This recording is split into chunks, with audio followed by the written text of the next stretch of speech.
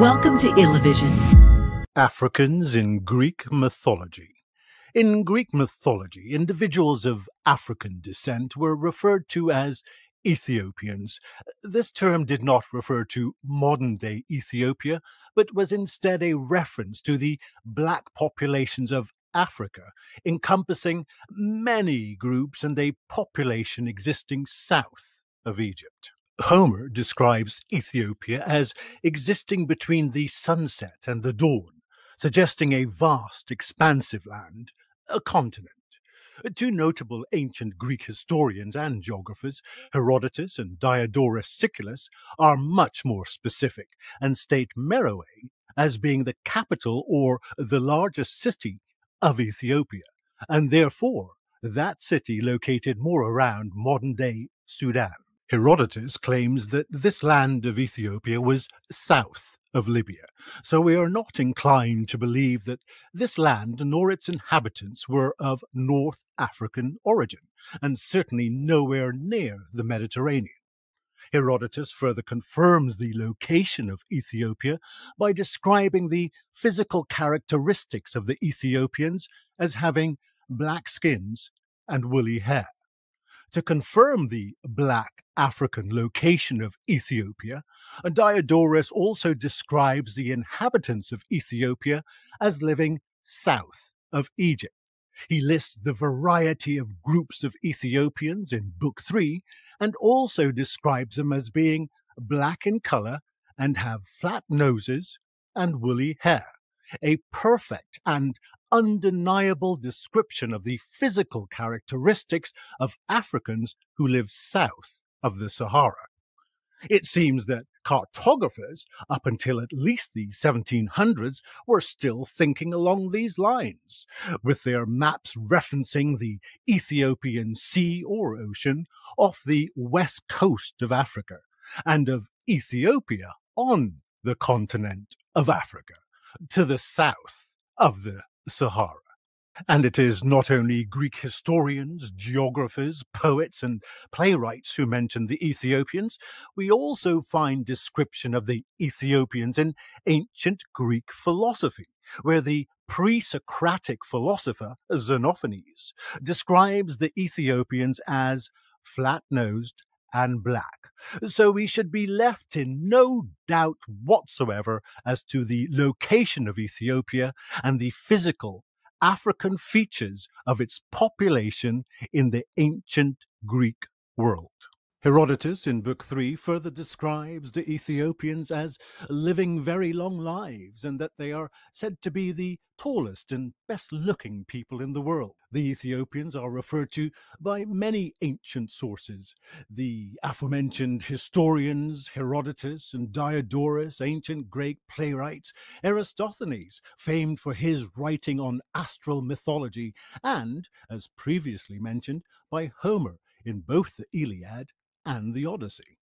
The Greek gods of Olympus visited the Ethiopians. Poseidon is said by Homer in the Odyssey to have visited the Ethiopians. According to Diodorus Siculus, the Ethiopians held a banquet annually, and Homer states that Zeus himself went to visit what he called the virtuous Ethiopians, and that all the Greek gods went with him.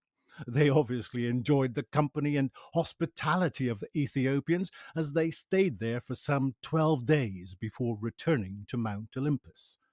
There was an epic, the Aethiopis, part of the epic cycle. The Iliad and the Odyssey weren't standalone books. They were part of a larger collection of books by authors other than Homer, many of which are now lost to us. Memnon is mentioned in this epic, the Aethiopis, where during the Trojan War, the Trojans are aided by this Ethiopian hero. Memnon was an Ethiopian king, and Ovid explicitly states that he was black. He led an army of Ethiopians described as too large in number to count. Interestingly, Memnon's armor was said to have been crafted by none other than Hephaestus, the Greek god of fire and maker of weapons for the Greek gods. The Ethiopians had a very strong connection to the Greek gods indeed. As one popular author of Greek mythology remarked about Memnon, he represents the great black hero who fought for Troy and serves as a reminder that Greek mythology needs these diverse narratives to endure. Perhaps the most interesting inclusion of Africans in Greek mythology is found in the Perseus and Andromeda story. Perseus was on the continent of Africa in Libya when he killed the Gorgon Medusa. His presence on the African continent is further confirmed in the narrative where he turns the Titan, Atlas, into stone, thus creating the Atlas Mountains of North Africa. The Perseus and Andromeda narrative takes place after Perseus has slain the Gorgon Medusa and has departed with her head full of snakes in place of hair, and which turn all who look upon it into stone. On his return from this quest, and while still in Africa, Perseus happens upon a beautiful woman who is tied to a rock, about to be attacked by a sea monster. She is Andromeda, and she is princess of Ethiopia and daughter to the king and queen of Ethiopia, Cepheus and Cassiopeia. It was her mother, Cassiopeia, who was responsible for her daughter being chained to this rock, as she had claimed that Andromeda was more beautiful than the Nereids, who were sea nymphs. Being of the sea, Poseidon, god of the sea, was greatly angered. Pseudo-Apollodorus states that Poseidon sent a flood and a sea monster named Cetus against the land. The Ethiopians could only be saved from disaster if the daughter Andromeda was set out as food for the monster. Cepheus, the king, did just this, but thankfully Perseus came along just in time. Upon seeing the beautiful Andromeda, he immediately fell in love with her, killed the monster, and left with her. Unlike other Greek myths, she left willingly. The Greek astronomer Eratosthenes, famous for his writing on astral mythology, and who also confirms the Ethiopian setting, states that Cepheus and Cassiopeia couldn't persuade their daughter not to abandon them and follow Perseus. It is one of few stories in Greek mythology with a happy ending. The story is not only immortalized in Greek mythology, but in the stars, as both Cassiopeia and Andromeda are constellations that we still see in our night sky today, as are King Cepheus, Perseus, and even Cetus, the sea monster. Yep, all constellations. See our video on Black Africans in Greek myth constellations for more on this. But that's not the end of the story. Perseus and Andromeda had a bunch of kids, 6 sons and a daughter, all of whom would have been of mixed race. They all had a part to play in Greek mythology, but interestingly, Pseudo-Apollodorus and many others tell us that one of their sons, Electryon, was father to Alcmene, who was Hercules', or to use his more accurate Greek name, Heracles' mother, making the black Andromeda the great-grandmother of Heracles.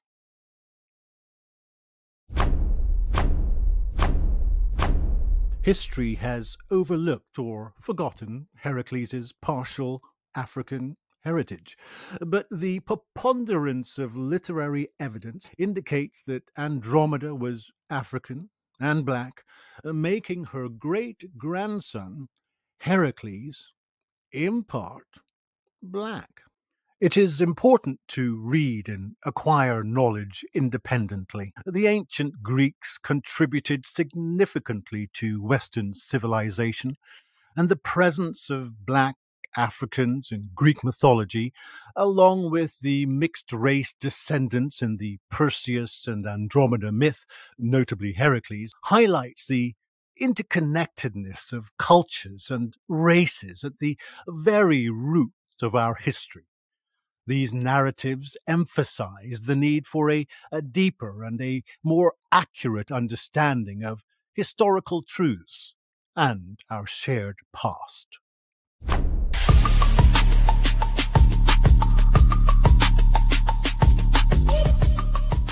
Recapping the evidence. After a criticism of the video Black Africans in Greek myth constellations, which was described as being propaganda and lies and other delightful descriptions, here we endeavour to clarify and solidify the threads of information from ancient Greek historians, geographers, and mythographers that justifies and validates the version that Andromeda was African and black, and address the version that history has chosen to perpetuate, that the Andromeda narrative was based in Iope, also referred to as Jaffa, or what is modern-day Jaffa on the coast of Israel.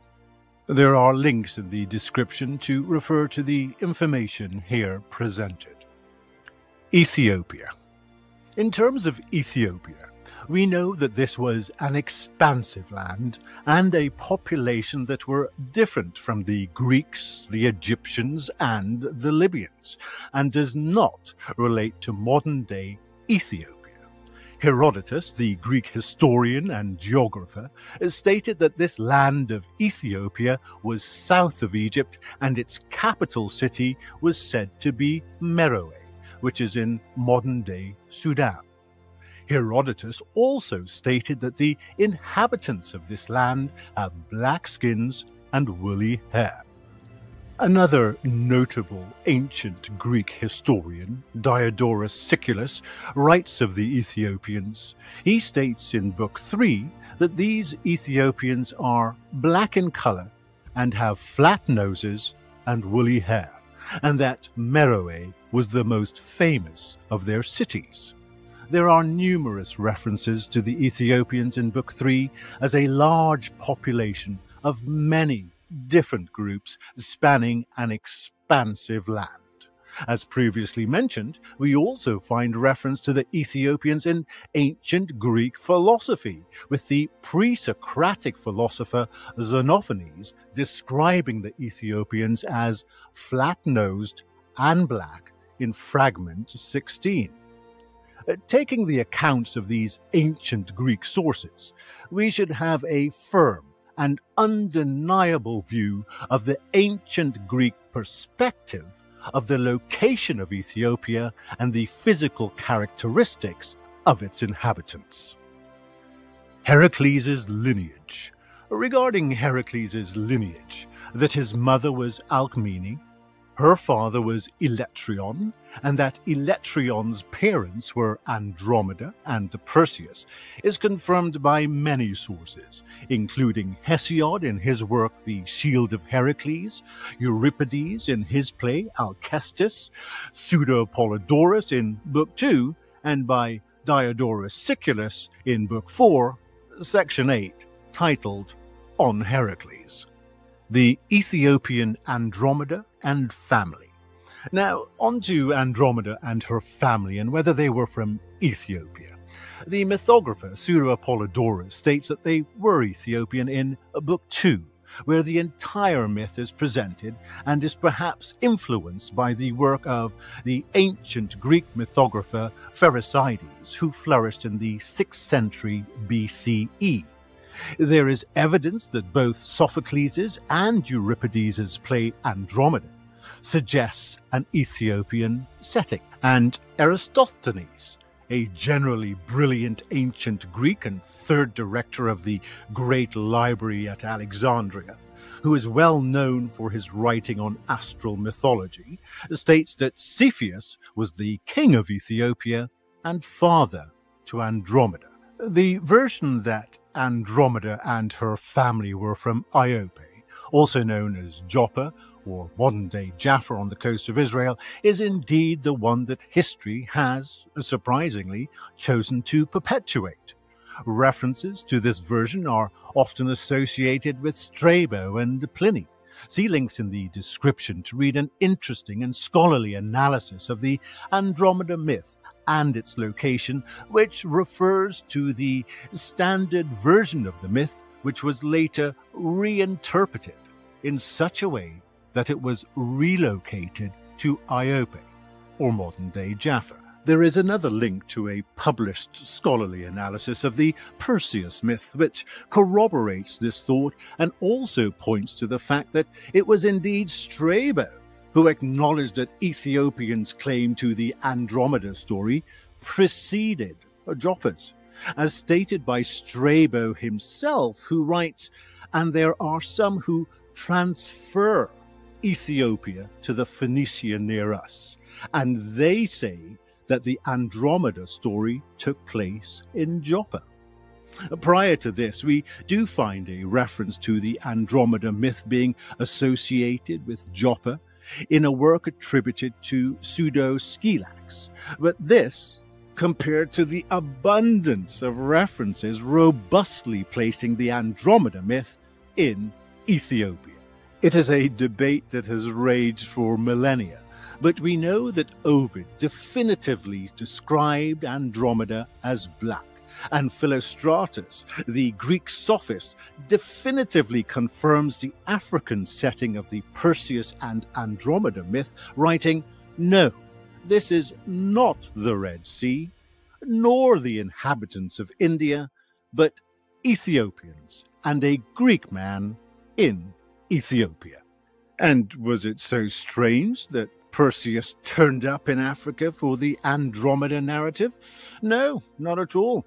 It is asserted by Herodotus in Book 2 that the Gorgons, one of whom was Medusa, slayed by Perseus, resided in Libya, in North Africa. The location of the Gorgons is corroborated in the works of Apollonius of Rhodes, author of the Argonautica, and by Lucian of Samosata in Book 14. And of course there's the narrative of Perseus turning the Titan, Atlas, into stone and thus creating the Atlas Mountains of North Africa. So it is not at all strange that Perseus was to be found on the continent of Africa. Art. The depiction of Andromeda in ancient Greek art provides an additional dimension to the debate surrounding her ethnicity. Despite abundant literary sources situating Andromeda in Ethiopia, visual representations do not portray her as black, nor is there strong evidence of such portrayals in ancient theatrical performances. Greek artists and playwrights would have likely adapted the character of Andromeda to suit their contemporary audiences, primarily Greeks, resulting in her depiction as fair-skinned or white, to maintain cultural continuity. A notable example of the middle ground being taken is a vase found at the Museum of Fine Arts in Boston. The vase shows Andromeda with fair skin, despite her identification as Ethiopian. However, she is depicted alongside fellow Ethiopians with black skin and other features highlighting the African characteristics of fellow Ethiopian figures. Her father, Cepheus, whilst portrayed also with fair skin, possesses typically African features such as curly hair and thick lips and an upturned nose, as described by the museum. This blending of features reflects perhaps cultural continuity, where mythological figures were, unsurprisingly, visually adapted to align with the aesthetic norms and cultural expectations of the targeted Greek audience. In conclusion, there is an abundance of literary evidence of the Andromeda myth being located in Ethiopia, a land south of Egypt, with the inhabitants bearing the undeniable physical characteristics of black Africans living south of the Sahara. Greek mythology is fluid.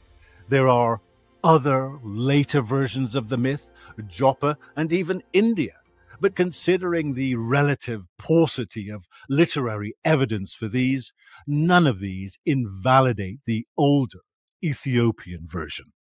On the basis of the Ethiopian version and the evidence here presented, then Andromeda was of Africa, was black, and her great-grandson, Heracles, was, in part, black.